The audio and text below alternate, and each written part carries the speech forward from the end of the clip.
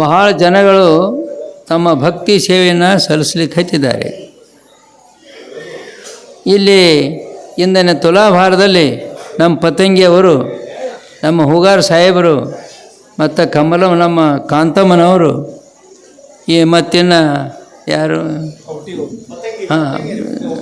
ಔಟಿ ಅವರು ಮತ್ತು ಅಲ್ಲೊಂದಿಬ್ಬರು ಕುಂತಾರಲ್ಲ, ಎಲ್ಲರೂ ತಮ್ಮ ತಮ್ಮ ಸೇವೆಯನ್ನು ಸಲ್ಲಿಸಿದ್ದಾರೆ.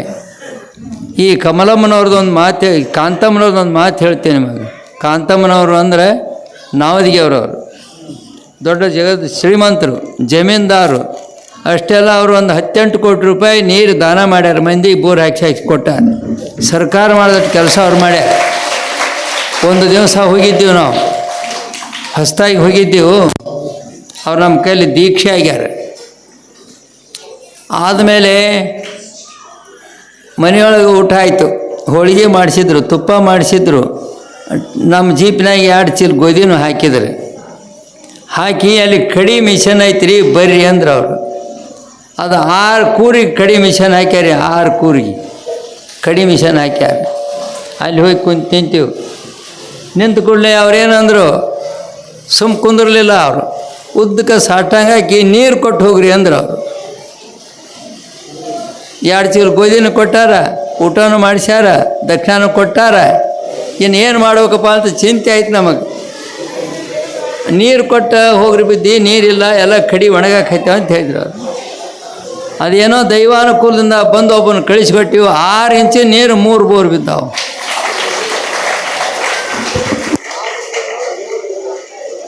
ಸಲ ಮತ್ತು ನಿನ್ನೆ ಹಾಕಿಸಿದ್ದಾರೆ ನಮ್ಮ ಹುಗಾರ ಸಾಹೇಬರು. ಮೇಲೆ ಮೇಲೆ ಮನೆ ಕರೆಸಿಕೊಂಡು ಆಳವಾದ ಭಕ್ತಿಯನ್ನು ಅವ್ರು ಸ್ವೀಕಾರ ಮಾಡಿದಷ್ಟಲ್ಲೇ ಇಂದು ತುಲಾಭಾರಕ್ಕೆ ನಾವು ಮೊನ್ನೆ ಹೋದಾಗ ಅವರೇ ಸ್ವತಃ ಎಲ್ಲ ಕೊಟ್ಟು ವ್ಯವಸ್ಥೆ ಮಾಡಿದರು. ಇನ್ನೆಲ್ಲರೂ ಮಾಡಿದ್ದಾರೆ. ಇಂಥ ತುಲಾಭಾರದ ಸಮಾರಂಭದಲ್ಲಿ ಎಲ್ಲರೂ ಭಾಗವಹಿಸಿದಿರಿ. ಬಸವ ಪುರಾಣವನ್ನು ಕೂಡ ನಮ್ಮ ಮಹಂತ ಸ್ವಾಮಿಗಳು ಭಾಳ ಚೆನ್ನಾಗಿ ಪ್ರತಿಪಾದನೆ ಮಾಡ್ತಾರೆ. ಭಕ್ತಿ ಯೋಗ ಎಂಬತಕ್ಕಂಥದ್ದನ್ನು ಹೇಳಿದರು. ಅದು ಹೇಳಲಿಕ್ಕೆ ಟೈಮ್ ಇಲ್ಲ, ಮಳೆ ಬರಲಿಕ್ಕೆ ಹೆಚ್ಚು ಕಾಣಿಸ್ತದೆ. ಈಗ ಮಳೆ ಬರಲಿಕ್ಕೆ ಹೆಚ್ಚು. ಆ ಭಕ್ತಿ ಯೋಗ ಭಾಳ ಚೆನ್ನಾಗಿ ಹೇಳ್ತಾರೆ. ಶಿವಪೂಜೆ ಹೇಗೆ ಮಾಡಬೇಕು, ಬಸವಣ್ಣ ಹೆಂಗೆ ಶಿವಪೂಜೆ ಮಾಡಿದ, ಬಸವಣ್ಣವರು ಬ್ರಾಹ್ಮಣರು ಲಿಂಗ ಪೂಜೆ ಹೆಂಗೆ ಮಾಡಿದರು, ನಾವು ಲಿಂಗಾಯತರು ನಾವು ಹೆಂಗೆ ಮಾಡ್ತೀವಿ ಸ್ವಲ್ಪ ವಿಚಾರ ಮಾಡಿ. ಲಿಂಗಾಯತರೇನೆದಿರಲ್ಲ, ನೀವು ಮನಸ್ಸಿಗೆ ಆತ್ಮವಿಸಾಕ್ಷಿಯಾಗಿ ಆಲೋಚನೆ ಮಾಡಿರಿ.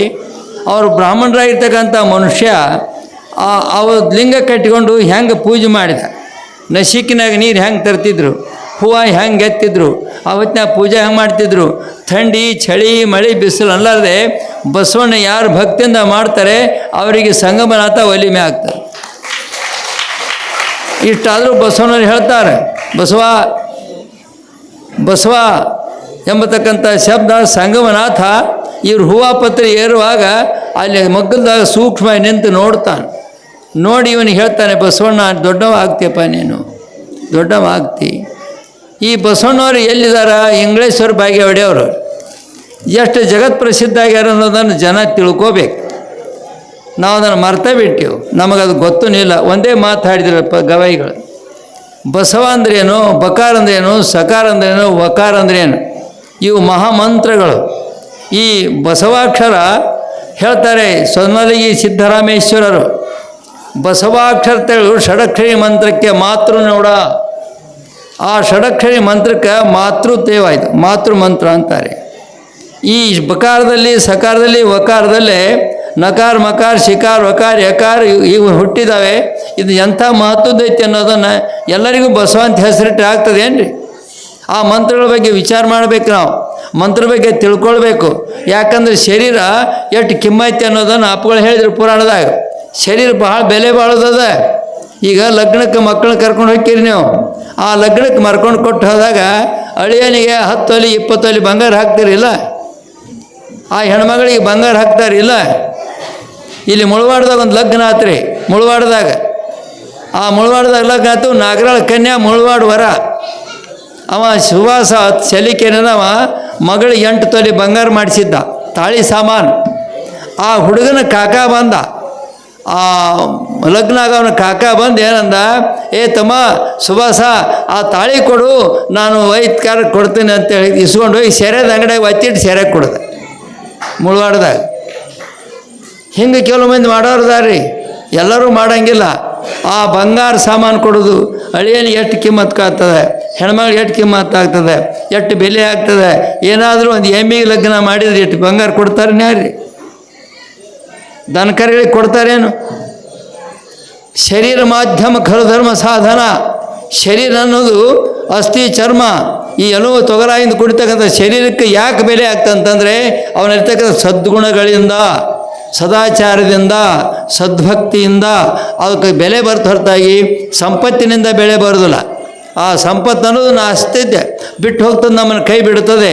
ಈಗ ನೋಡಿ, ತುಲಾಭಾರ ಮಾಡ್ತಕ್ಕಂಥ ಜನ ಎಲ್ಲೆಲ್ಲಿ ಅವ್ರು ಬಂದಾರೆ, ಎಷ್ಟು ಕೆಲಸ ಮಾಡ್ತಾರೆ, ಹೇಗೆ ಮಾಡ್ತಾರೆ, ಅವ್ರು ಬರೋ ಹೋಗೋ ಖರ್ಚೇನು, ಕಾರ್ ತರಬೇಕು, ಮಕ್ಕಳು ಕರ್ಕೊಬೇಕು, ಸ್ವಸ್ಥರು ಕರ್ಕೊಂಡು ಬರಬೇಕು, ಇಲ್ಲೆಲ್ಲ ಮಾಡ್ಕೊಂಡು ಹೋಗಬೇಕಾದ್ರೆ ಆಳವಾದ ಭಕ್ತಿ, ಬಸವಣ್ಣರು ಹೇಳಿದ ಭಕ್ತಿ ಈ ಕೂತಿರ್ತಕ್ಕಂಥ ತುಲಾಭಾರ ಮಾಡ್ತಕ್ಕಂಥ ಜನಗಳಲ್ಲಿ ಬಸವಣ್ಣ ಭಕ್ತಿ ಬಂದದ್ದು. ಈ ಬಸವ ಭಕ್ತಿ ಬೆಳಿಬೇಕು, ಬಸವ ಭಕ್ತಿ ಬೆಳಿಬೇಕು. ಈ ಬಸವ ಎಂಬತಕ್ಕಂಥ ಶಬ್ದ ಕಠಿಣ ಇಲ್ಲ, ಒತ್ತಕ್ಷರ ಅಲ್ಲ, ಸಂಸ್ಕೃತ ಶಬ್ದ ಅಲ್ಲ. ಬಸವ ಎಂಬತಕ್ಕಂಥ ಶಬ್ದ ಒಂಥ ಮಹತ್ವದ್ದು, ಭಾಳ ಮಹತ್ವದ್ದದ. ಅದರ ಸಲುವಾಗಿ ಈ ಬಸವ ಪುರಾಣದಲ್ಲಿ ನಡೀತಕ್ಕಂಥ ಕಾರ್ಯಕ್ರಮಗಳು ಪೂಜ್ಯರ ಒಂದು ಆಶೀರ್ವಾದ. ಬಾಗೇವಾಡಿ ಮಠ, ಈ ಮಠ ಯಾರು ಕಟ್ಟ್ಯಾರ? ಇದನ್ನು ಬಸವಣ್ಣನವ್ರು ಕಟ್ಟ್ಯಾರ. ಯಾಕಂದ್ರೆ ಬಲದೇವ ಮಂತ್ರಿ ಆಸ್ತಿ ಇದು, ಸಿದ್ಧರಸನ ಮಂತ್ರಿ ಆಸ್ತಿ. ಸಿದ್ಧರಸಕ ಮಕ್ಕಳಿಲ್ಲ, ಬಲದೇವ್ಗೂ ಮಕ್ಕಳಿಲ್ಲ. ಒಬ್ಬಾಕಿ ಗಂಗವ್ವ, ಒಬ್ಬಾಕಿ ನೀಲವ್ವ. ಆ ಗಂಗಮ್ಮನ ನೀಲವನ್ನು ಕೊಟ್ಟು ಸೋದರ ಮಾವುಗಳ ಮದುವೆ ಮಾಡಿದ್ರು. ಅವ್ರ ಆಸ್ತಿಯಲ್ಲೆಲ್ಲ ಉಳಿತು.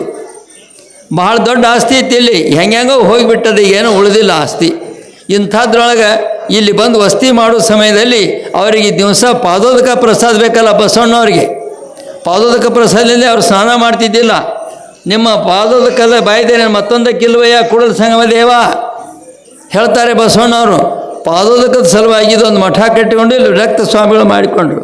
ಬಾಗೇವಾಡಿ ಒಳಗೆ ಅಲ್ಲಿ ಹೋದ್ಮೇಲೆ ತಂದೆ ಆಸ್ತಿ, ಅದು ಬಾಗೇವಾಡಿ ಮಾದರಸನ ಆಸ್ತಿ, ಇದು ತಾಯಿ ಆಸ್ತಿ, ತಂದೆ ಕಡೆ ಆಸ್ತಿ. ಅಲ್ಲಿ ಬಾಗೇವಾಡಿಗೆ ಹೋಗಿ ವಿರಕ್ತ ಮಠ ಕಟ್ಕೊಂಡು ಅದಕ್ಕೆ 24 ಹೊಲ ಕೊಟ್ಟಾನ ಬಸವಣ್ಣ. ಅದಕ್ಕೆ ಹೌದಲ್ರಿ, ಇದಕ್ಕೆ 6 ಕುರಿ ಕೊಟ್ಟಾರ. ಯಾಕಂದರೆ ಅವು ಅಪರ ಆಸ್ತಿ, ಅವ್ರ ಆಸ್ತಿ ಇದು. ಅಲ್ಲಿ 28 ಹೊಲ ಕೊಟ್ಟಾರ, ದೊಡ್ಡ ಮಠ ಕಟ್ಟಿಕೊಟ್ರು. ಅವ್ರು ಯಾವಾಗಲೂ ಬಾವಿ ನೀರೇ ಕುಡಿತಿದ್ರು. ಆ ಬಾವಿ ನೀರು ಅಂದ್ರೆ ಎಲ್ಲಿಯೂ ನೀರು ತರಿಸ್ತಿದ್ದಿಲ್ಲ. ಇನ್ನೊಂದು ಬಾವಿ ಆಗಿನ ಕಾಲಕ್ಕೆಟ್ಟು ಶೀಲ ಸಂಪಾದನೆ ಇತ್ತು. ಅಲ್ಲಿ ತರೇಕೆರೆ ಒಳಗೊಂದು ಶೀಲ ಸಂಪಾದನೆ ಮಠ ಆದರೆ ಅಕ್ಕನಾಗಮ್ಮ ಕಟ್ಟ್ಯಾಳೆ. ಅಕ್ಕನಾಗಮ್ಮ ಕಟ್ಟಿರ್ತಕ್ಕಂಥ ಮಠದ ಬಾವಿಗೆ ನೆರಳು ಬೀಳ್ತದೆ ಅಷ್ಟೇ ಹೊರತಾಗಿ ಬಿಸಿಲು ಬೀಳಂಗಿಲ್ಲ. ಎಂಥ ಆಚಾರಸ್ಥರಿದ್ರು. ನಮ್ಮೂರಾಗ ಹುಟ್ಟಿದರೆ ಎಷ್ಟು ಆಚಾರಸ್ಥರ ಜಗತ್ತು ಬೆಳಗ್ಗೆ ಹೋದರು. ನಮ್ಮ ಊರೊಳಗೆ ಈ ಬಾಗೇವಾಡಿ ಒಳಗೆ ಇಂಗ್ಲೇಶ್ವರದೊಳಗೆ ಇದು ಬಸವ ಕಲ್ಯಾಣ ಆಗಬೇಕಾಗ್ಯಾವ. ಕಲ್ಯಾಣಗಳು ಹೊಸವಾಗಬೇಕು. ನಾವೇನು ಮಾಡ್ತೀವಿ, ಲಿಂಗ ಬಿಡ್ತೀವಿ, ಲಾಕೆಟ್ ಕಟ್ತೀವಿ, ಏನೇನೋ ಕಟ್ಕೊಂಡು ನಮ್ಮ ಜೀವನ ವ್ಯರ್ಥ ಮಾಡ್ಕೊಂಡು ಹೋಗ್ತಕ್ಕಂಥ ಸಂಸಾರ ಸ್ವಲ್ಪರಲ್ಲಿ ತಡ ಆಗ್ತದೆ. ಈ ಬಸವಣ್ಣವ್ರ ಪಂಚಮ ಪುರುಷಾರ್ಥ ಧರ್ಮ, ಅರ್ಥ, ಕಾಮ, ಮೋಕ್ಷ. ಈ ಮೋಕ್ಷದಲ್ಲಿ ಭಕ್ತಿ ಪಂಚಮ ಪುರುಷಾರ್ಥ ಅನ್ನೋ ಮಾತನ್ನು ಅಪ್ಪಗಳು ಚೆನ್ನಾಗಿ ತಿಳಿಸ್ಕೊಟ್ಟಿದ್ದಾರೆ. ಈ ಎಲ್ಲ ಏನು ತುಲಾಭಾರ ಮಾಡಿರ್ತಕ್ಕಂಥ ಈ ಯಾವ ಯಜಮಾನರಿಗೆ, ದಂಪತಿಗಳಿಗೆ, ಮಕ್ಕಳಿಗೆ ಸಕಲ ಸಂಪತ್ತನ್ನು ಬಸವಾದಿ ಮನತರು ಸಿದ್ಧಲಿಂಗೇಶ್ವರು ಕೊಟ್ಟು ಕಾಪಾಡಬೇಕು ಅಂತ ತಿಳ್ಕೊಂಡು ಹೇಳ್ತಾ ಇದ್ದೇವೆ. ಈ ಪ್ರಸಾದ, ಈಗೇನು ಪ್ರಸಾದ ತೊಗೊಳ್ತೀರಿ, ಶಾಂತ ರೀತಿಯಿಂದ ತಗೊಳ್ಳಿ, ಗಡಬಡ ಮಾಡಬೇಡ್ರಿ. ಇಂದು ನಿಂಗಪ್ಪ, ನಮ್ಮ ಸಿದ್ಧಲಿಂಗಪ್ಪ ನಿಂಗಪ್ಪ ಡಿಗ್ಗಾವಿ ಭಾಳ ಸಂಪ್ರದಾಯಸ್ಥರು. ಅವರು ಒಳ್ಳೆಯ ಪೂಜಾರಿಷ್ಟ್ರು. ಗುರುಸಿದ್ಧವಾಕ್ಕಂತ ಹೋಗ್ಬೇಕಿದ್ಲು, ಸಾಬು ಅಂತ ಇದ್ದರು. ಅವರೆಲ್ಲ ಒಳ್ಳೆಯ ಸಂಪ್ರದಾಯಸ್ಥರು. ಅವರಿಂದ ಪ್ರಸಾದ ಮಾಡಿದ್ದು ಜಿಲೇಬಿ ಅಂತ ತಿಳಿತೇನ್ರಿ. ಜಿಲೇಬಿ ಅದನ್ನು ಸ್ವಲ್ಪ ಜಿಲೇಬಿ ಎಷ್ಟು ಹೆಚ್ಚರ ತಗೊಳ್ಳಿ, ಕಮ್ಮಿಯಾರ ತಗೊಳ್ಳಿ. ಆ ಭಕ್ತಿ ಎಷ್ಟು ಜಿಲೇಬಿ ಅಂತ ಪರಿವರ್ತನೆ ಆಗಿದೆ. ಈ ಬಸವೇಶ್ವರ ಪುರಾಣದಲ್ಲಿ ಮಾಡ್ತಕ್ಕಂಥ ದಾಸೋಹ ಭಾಳ ದೊಡ್ಡ ಕೆಲಸ ಇದು. ಮುಂದೆ ಬಚ್ಚಿಟ್ಟದ್ದು ತನಗೆ, ಕೊಟ್ಟದ್ದು ಪರರಿಗೆ, ಬಚ್ಚಿಟ್ಟದ್ದು ತನಗೆ. ತಾನು ಏನಾದ್ರು ಕೊಡ್ತಿರ್ತಕ್ಕಂಥದ್ದನ್ನ ಅದು ನನ್ನ ಸಲುವಾಗಿ, ಮುಚ್ಚಿಟ್ಟದ್ದು ಮಂದಿ ಸಲುವಾಗಿ. ನೀವೇನೀಗ ಅನ್ನ ಕೊಡ್ತೀರಿ, ಪ್ರಸಾದ ಕೊಡ್ತೀರಿ, ಇದು ನಿಮ್ಮ ಸಲುವಾಗಿ. ಮತ್ತು ತುಡುಗು ಮಾಡಿ ಮನೆಯಾಗ ಬಚ್ಚಿಡ್ತಿಲ್ಲ, ಅದು ಮಂದಿ ಸಲುವಾಗಿ. ಬಚ್ಚಿಟ್ಟದ್ದು ಪರರಿಗೆ, ಕೊಟ್ಟದ್ದು ತನಗೆ ಅನ್ನೋ ಮಾತನ್ನು ಹೇಳಿದಾಗ ನೀವೆಲ್ಲರೂ ಶಾಂತ ರೀತಿಯಿಂದ ಪ್ರಸಾದ ತೊಗೊಂಡು ಎಲ್ಲರಿಗೂ ಶುಭಾಶೀರ್ವಾದ ಅಂತ ತಿಳ್ಕೊ ಹಾರೈಸಿ ಪೂಜ್ಯ ನಮ್ಮ ಸಿದ್ಧಲಿಂಗ ಸ್ವಾಮಿಗಳವರು ಇನ್ನೂ ಶಾಲಾಪಾಲು ಹಚ್ಚಾರ. ಅವರು ಇಂದು ಸಕ್ಕರೆ ಇದ್ದಿದ್ದಿಲ್ಲ ನಮಗೆ, ಏನು ಮಾಡ್ಕೊಂಡು ಒಂದು ಬಿಟ್ಟು ಸಕ್ಕರೆ ತಂದು ಕೊಟ್ಟರು. ಇವೆಲ್ಲ ತನ್ನಿಂದ ತಾನೇ ಆಗ್ತವೆ. ಇಂಥ ಸಮಯದಲ್ಲಿ ನಮ್ಮ ಹುಗಾರ್ ಸಾಹೇಬರಾಗಲಿ, ನಮ್ಮ ಯಾವ ಕಾಂತಮ್ಮನವರಾಗಲಿ, ಮತ್ತು ನಮ್ಮ ಪತಂಗಿಯವರು ಭಾಳ ದಿವಸದ ಭಕ್ತ, ಹಳೆ ಭಕ್ತರು, ಪತಂಗಿ ಅವರು ತಿಳ್ಕೊಂಡು ಇದ್ರಾಗಿದ್ದರು ಇವರು.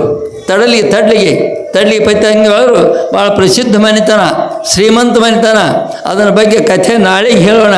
ಇಲ್ಲಿ ಆಗ್ತಕ್ಕಂಥ ವ್ಯವಸ್ಥೆಯಲ್ಲಿ ಪ್ರತಿಯೊಬ್ಬರಿಗೂ ಶುಭಾಶಯ ಅಂತ ಹಾರೈಸಿ ಆ ಬಸವಾದಿಪುರದಲ್ಲಿ ಸಿದ್ಧಲಿಂಗ ಶಿವಗಳಲ್ಲಿ ಕೇಳಿಕೊಂಡು ನೀವೆಲ್ಲರೂ ಶಾಂತ ರೀತಿಯಿಂದ ಸ್ವಲ್ಪ ಪ್ರಸಾದ ತೊಗೊಂಡು, ಯಾಕೆ ಮಕ್ಕಳು ಮರಿಗಳು ಇರ್ತಾವೆ, ಅವಸರ ಮಾಡಬೇಡಿ, ಸಮಾಧಾನವಾಗಿ ಪ್ರಸಾದ ತಗೊಳ್ಳಾಗ ಒಂದೊಂದೇ ಪತ್ರೊಳಿ ತಗೋರಿ, ಎರಡು ಪತ್ರೊಳಿ ತಗೋಬೇಡ್ರಿ, ಎಲ್ಲರೂ ಎರಡು ತಗೋಬೇಡ್ರಿ. ಯಾಕಂದರೆ ಪತ್ರೊಳಿ ಎಲ್ಲರಿಗೂ ಮುಟ್ಟಬೇಕಲ್ಲ, ಅದ್ರ ಸಲುವಾಗಿ ಎಲ್ಲರೂ ಶಾಂತರಿಂದ ಪ್ರಸಾದ ತಗೋಬೇಕಂತ ತಿಳ್ಕೊಳ್ಳಿ. ಪ್ರಸಾದ ಮಾಡ್ತಕ್ಕಂಥ ಜನಗಳಿಗೆ ಇಲ್ಲಿಂದೊಂದು ಮಹತ್ವದ ಕೆಲಸ ಅಂದರೆ ನಮ್ಮ ಔಟಿ ಮತ್ತು ತಕ್ಕೋಡಿ ಈರಪ್ಪ, ಸಿದ್ಧಲಿಂಗಪ್ಪ ಕೆಲವು ಮಂದಿದ್ದಾರೆ.